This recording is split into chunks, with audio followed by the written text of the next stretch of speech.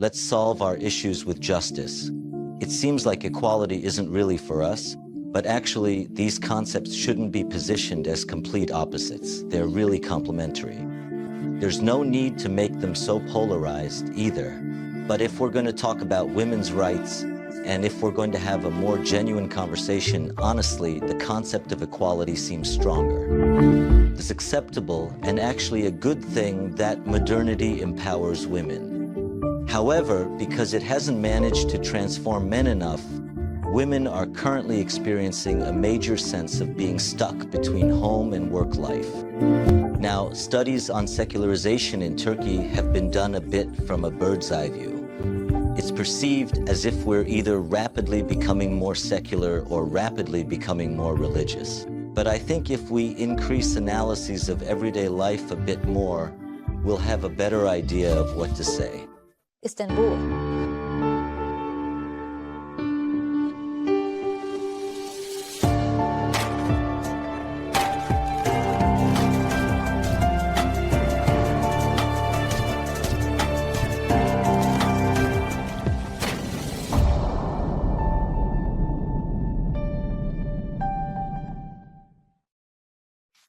Hello to everyone from the school. Dear viewers, today we will be talking about secularization and gender. Our guest is Dr. Harun Tunç.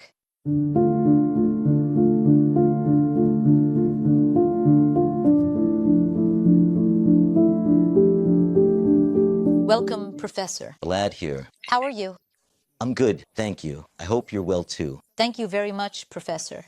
First, I'd like to start by showing your book, Secularization, Gender, and the Body. This is your doctoral research area. Today, we want to focus on this topic. We want to talk about this subject. We especially want to discuss this issue in the context of secularization and gender. In Turkey, we see secularization, but on the other hand, we also see an increase in religiosity. How do you interpret these differences? Do you think that the increase in secularization is something that opposes the rise in religiosity? What kind of balance exists? What do you think? Let me start like this. First of all, it's important to understand the difference between secularization and laicism. If we consider it from Turkey's perspective, some of our professors have contributed a lot to this topic. People like Mehmet Ali Kerman, Volkan Erdit, and Besim Delalaglu. There are many more, but I'll mention the ones I'm most familiar with, have really highlighted the important difference between secularization and laicism. Because laicism, yes, Turkey is a country that has been much more involved with laicism, but it's also a concept that's often misunderstood.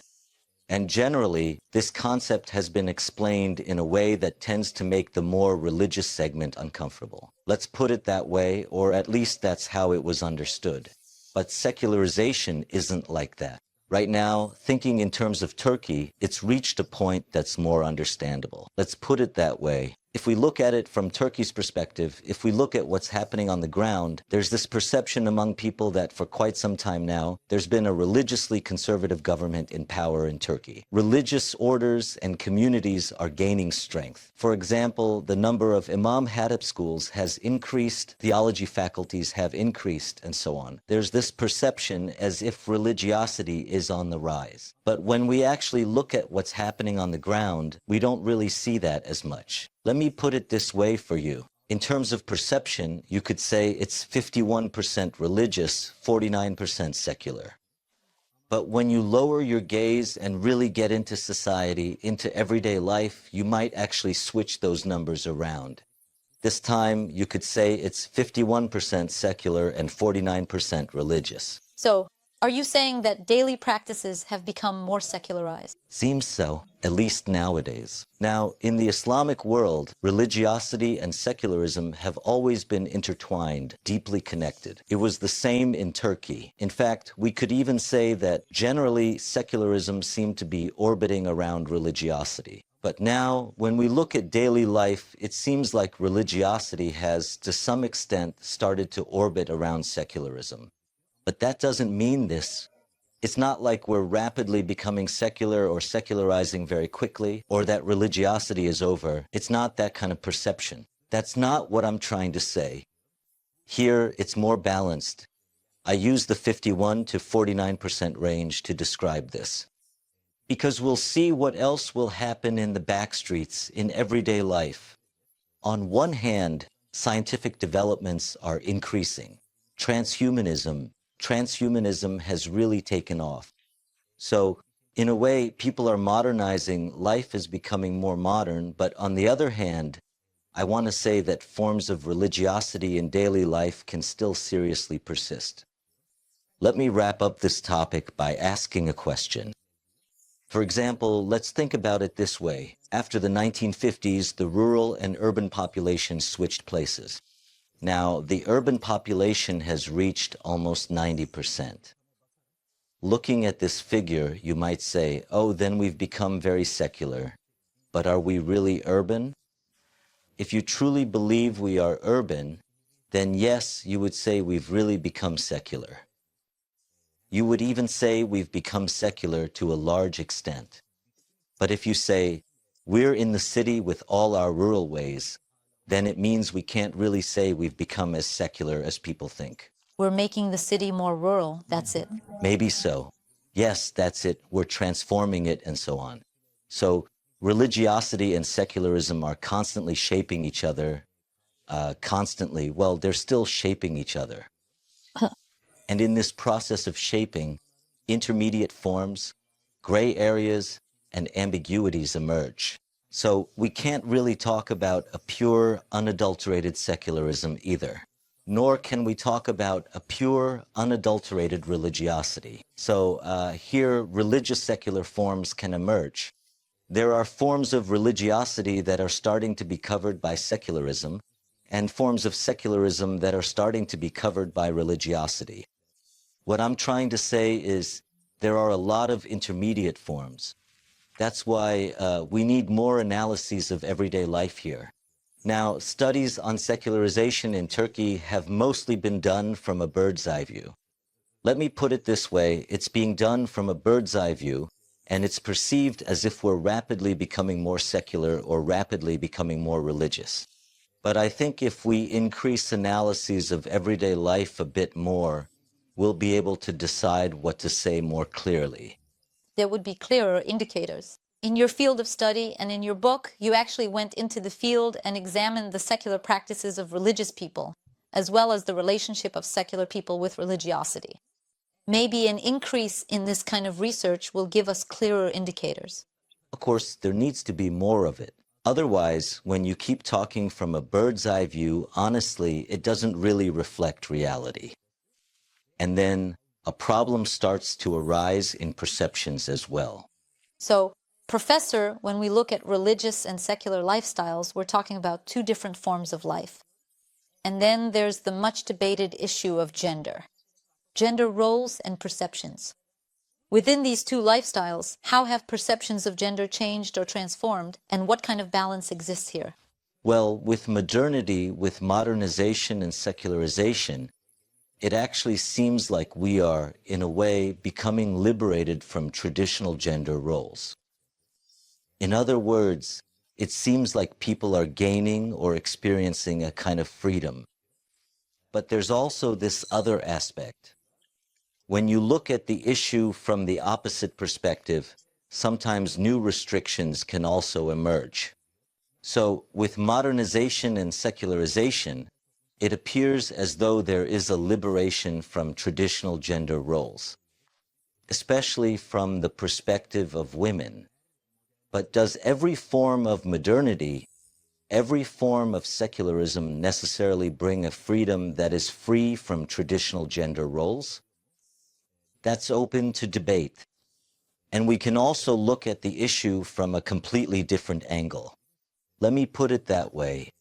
For example, we tend to perceive modernity and secularism as if they automatically bring freedom. However, even in the softer forms of religion, in more gentle, mystical forms, there are actually strong emphases on individuality. And in these contexts, traditional gender roles don't really function the same way. For example, with our Yunus, our Mevlana, our Shams, our Halaj, our Haji Bektash, was gender ever really an issue? Actually, it wasn't. I mean, theoretically, it really wasn't a problem. The issue mostly starts here. Problems arise in religious structures that have become folkloric and institutionalized.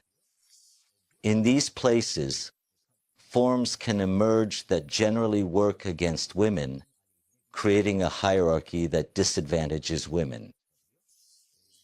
Otherwise, when I say the mystical side of religion, I'm not talking about religious orders or communities. Even in mystical interpretations, gender doesn't really come up as a major issue. But if it becomes institutionalized, if it turns into a religious structure, or if a folkloric form of religion develops, then some problems start to arise in these forms. I mean this in the sense that it restricts our freedom. How are these roles positioned, Professor?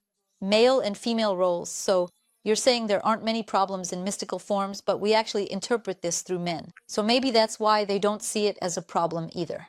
Could it be that it looks this way because we're not addressing these issues from a woman's perspective? This is what I mean. I want to talk more about the theoretical side. For example, when we read Eunice today, instead of a language that works against women, there's more of an emphasis on humanity in these figures. In other words, in Eunice, in Hallage, in Shams, there is an emphasis on humanity. But when we look at the structure of the orders, the community structures, or the forms where religion becomes institutionalized, of course things start to shift against women. Let's put it that way. Problems arise in these areas, like they say, when things get packaged, they become harmful. That's what happens when things become institutionalized or turn into a cultural phenomenon. That's what I meant when I said, in a more theoretical sense, that there wasn't a problem. And of course, I should add this as well. Now, what we say is that with modernity, women have been given a significantly liberating opportunity. A new way of life has been introduced, and together we all support this. Women should be strong and so on. But here, we also have to recognize a certain problem. It's acceptable and a good thing that modernity has empowered women. But, well, because it hasn't been able to transform men enough, women are now experiencing a great sense of being stuck between home and work life. So, in trying to liberate women in a way, we've actually increased their stress as well. Yes, we've come to the main issue now, Professor. I would like to ask you to elaborate on this a bit more, because, as you mentioned, while we need a transformation on both sides, we've ended up with a society where only women have been liberated and, in fact, have taken on even more responsibilities. Because when there hasn't been a transformation regarding men, a true balance hasn't been achieved. How should we view this? How do you interpret it? Of course, here's the thing. Women are developing themselves, and they have developed themselves. Let me put it that way. Modernity has, to a large extent, provided them with certain conditions. But when it comes to men, the adoption and continuation of traditional roles, this could be within the family, could be in marriage or in public life. It seems like they want traditional roles to continue in various areas. Let's put it that way. So when that's the case, while women are opening themselves up to the world and developing themselves, and men are choosing to stay put, women end up feeling stuck between the private and public spheres. For example, men don't do housework. So what kind of result does this lead to? Yes, women are pursuing careers. They want to work, they're studying, they're developing themselves. But on the other hand, when it comes to sharing responsibilities in the private sphere, there's no progress. Men are still way behind when it comes to doing housework, or they simply don't want to do it. There are also statistics about this.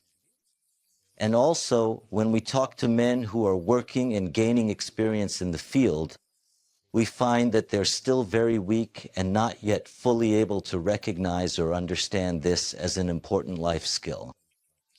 What I mean is, they still mostly see it through the lens of gender. And what does this do to women? So it puts a double burden on women. For example, both husband and wife are teachers. They both come home in the evening, but only one of them goes into the kitchen and the other doesn't.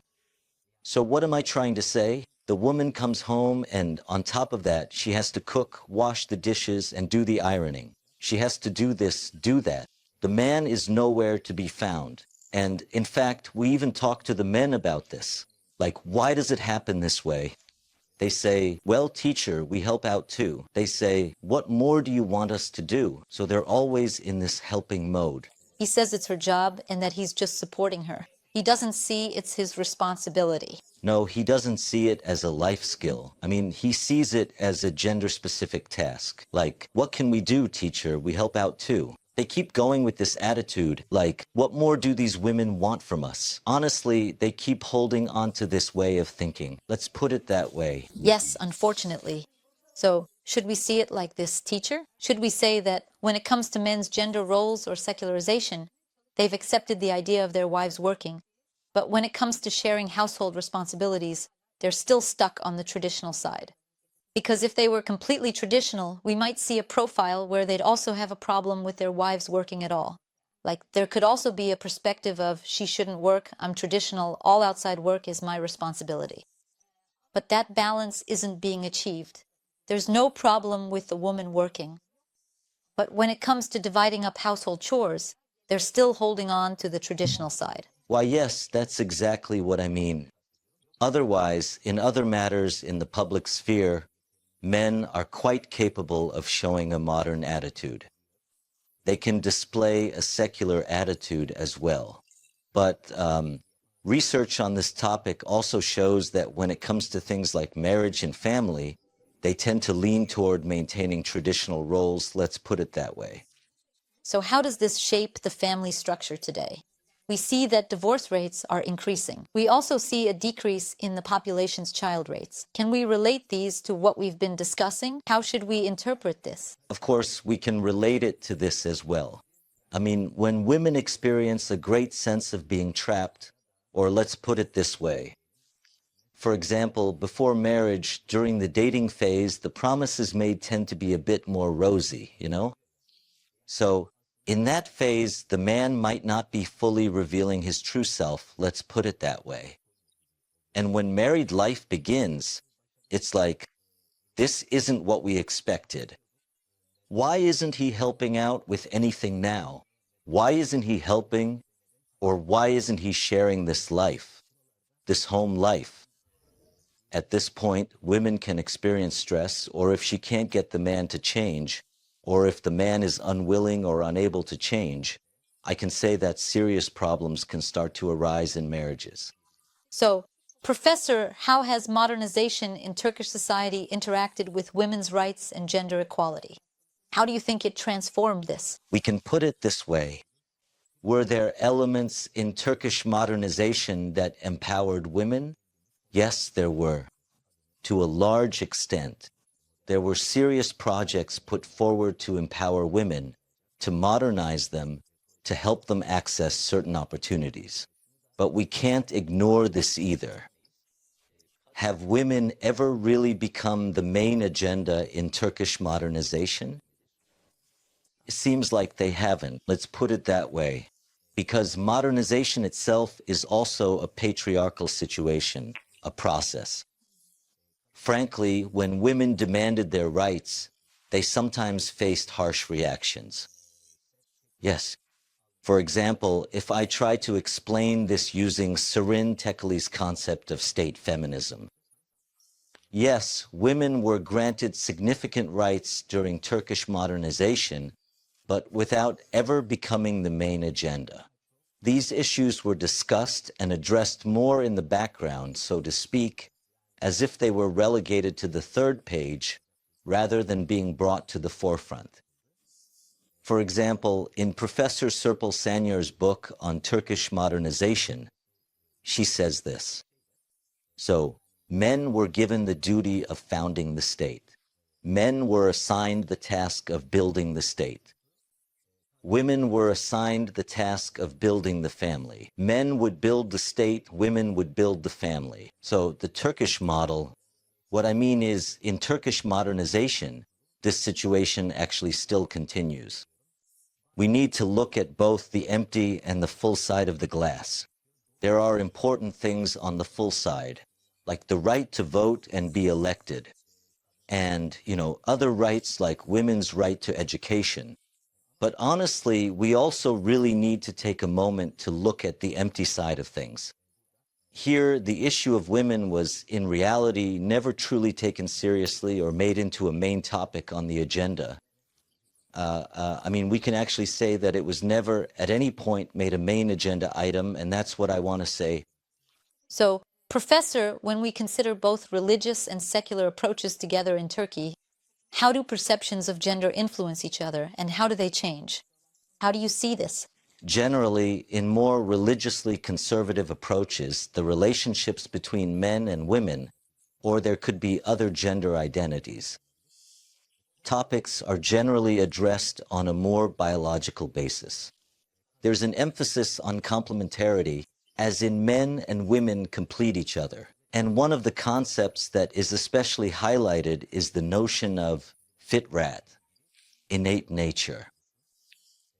In more secular approaches, there's an emphasis on equality.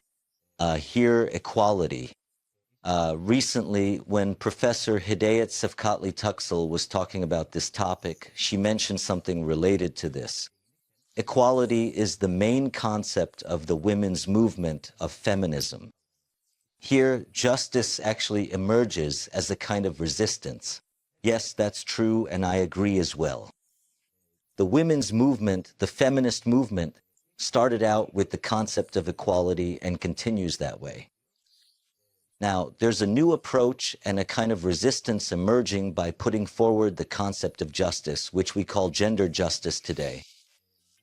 When we emphasize human nature here, when we say that men and women complete each other, and when we say there should be justice between them, to be honest, sometimes we can create arbitrariness. I have to say this. Why? You're supposed to give everyone what they deserve.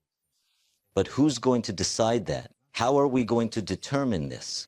Or, for example, this isn't suitable for a woman's nature. This is suitable for a man's nature. This isn't suitable for a man. What I'm trying to say is things like this can lead to arbitrariness. It starts to get out of hand. I'm not saying these concepts aren't important, but it does start to get out of control. Then you end up putting an unnecessary burden on women or on men, and before you know it, you start trying to explain it away with nature. In that sense, equality was actually a better concept. It was a concept that eliminated arbitrariness. But then you get these distinctions like justice is an Eastern concept and equality is a Western concept. So equality is seen as a more Western concept, while justice is considered an Eastern concept. It's perceived as, let's solve our issues with justice. Equality isn't really for us. But these concepts shouldn't be positioned as complete opposites. They actually complement each other. There's really no need to make them so polarized. But if we're going to talk about women's rights, if we're going to have a more genuine conversation, honestly, the concept of equality seems stronger to me. But here, justice isn't something that can be positioned as the opposite of equality either. I just want to draw attention to something. I want to highlight those areas where things are left up to personal discretion. That's what I mean, basically. Yes, this way it's much clearer for me too, Professor, because it's a highly debated issue. Are we going to call it gender equality, or are we going to call it justice? There are two different perspectives on this. But what you said is really nice as well. Equality really is something that can be measured. There may be an arbitrariness in justice in creating a stable ground, because unfortunately, a system that can ensure that just order and make those judgments hasn't been established yet.